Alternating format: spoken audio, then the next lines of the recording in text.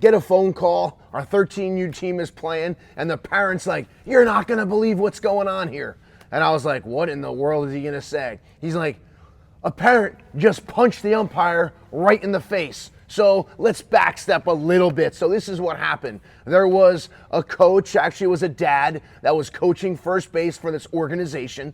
And I guess there was some time in between games, and the parent had a couple cold ones, and he's now coaching first base. There was a situation, a call, that maybe this parent thought that there was a balk, and the umpire didn't call it, so he was getting razzed by pretty much the whole entire team was razzing him, and the umpire threw the coach, I'm going to call him because he was at first base, so he's a coach, and he threw him out of the game, and this guy came over and just whack, punched the umpire dead smack in his head. The umpire was 72 years old. We actually talked to the guy the next day. He has his jaw closed. He had some teeth loose. The cops came. It was like, couldn't believe what was going on. And we wonder why there's an umpire shortage, right? There's an umpire shortage all over. Guys are wondering, why aren't umpires, where are all the umpires? Well, when you hear of things like this,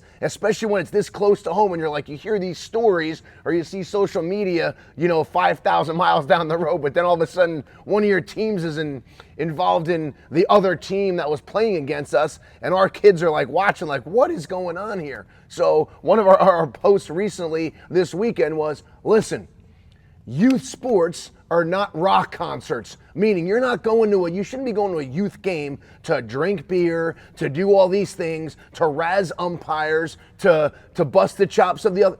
It's a youth game. These are youth sports. Go to the game, watch it, have fun. And for you coaches out there watching this, make sure you are aware of who you ask to coach first base, or who you ask to coach third base, or who's in your dugout. Where have they been? What have they been doing? Because you're not putting them around your athletes.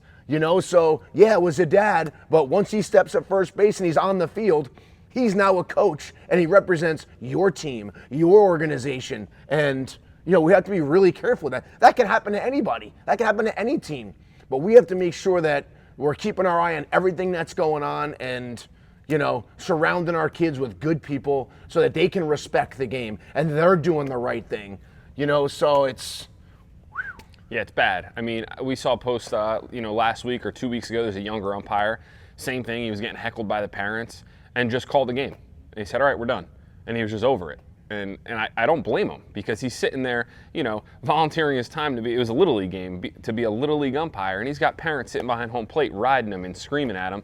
And he said one more word, and it's a forfeit. And of course, the parent kept chirping, and that was it. And the game was over. And I think the parent said, "Oh, I hope you're proud of yourself." And the kid turned to the dad and said, "No, I hope you're proud of yourself." These kids are 8 and 9 years old, and you're arguing with me. He's like a college kid home for the summer, just trying to make a couple extra bucks umpiring. And I think parents, and not all parents, but a lot of people lose sight of the reason why the kids are there. And it's to develop relationships and become a better ball player, and all the reasons why we grew up playing the game. It's like sometimes people just get so caught up in the moment, and I don't know if they're just so focused on winning or so focused on their own kids' future making the major leagues. It's like they lose sight of the fact that it's a 13U kid. Right? There's a bad call. There are so many bad calls at youth baseball and softball games. You can't even count them all. But take a step back, take a deep breath. I'm sure, at least I hope, the guy regrets it, the day after. But it's just insane, and we're seeing way too much of it, and it's the reason why guys don't want to umpire anymore. Yeah. They don't want to be there, and there's a respectful way to argue calls. I've argued calls in the past, but before ground rules, I go out, I shake the guy's hand, I get his name. So if there's a questionable call, I'll go out. I don't need the fans to hear me. The fans aren't there to see me coach. Just like the fans weren't there to see that guy coach. You go out, you call him by his first name, you talk quietly, nobody needs to hear it, and you get to the bottom of it. Respectfully ask, hey, I think, your partner might have had a better angle. Can you ask for help? More times than not, that guy's going to go to him and maybe reverse the call. But if not, move on. You're teaching these kids all the valuable life lessons that the game offers about being resilient, about battling through adversity, handling failure. What are you teaching those kids on your team by going and cold clocking the umpire? Absolutely nothing. I would have been so embarrassed to be the other coach on that team, or if I was a parent to see my kid play for. It's just horrible.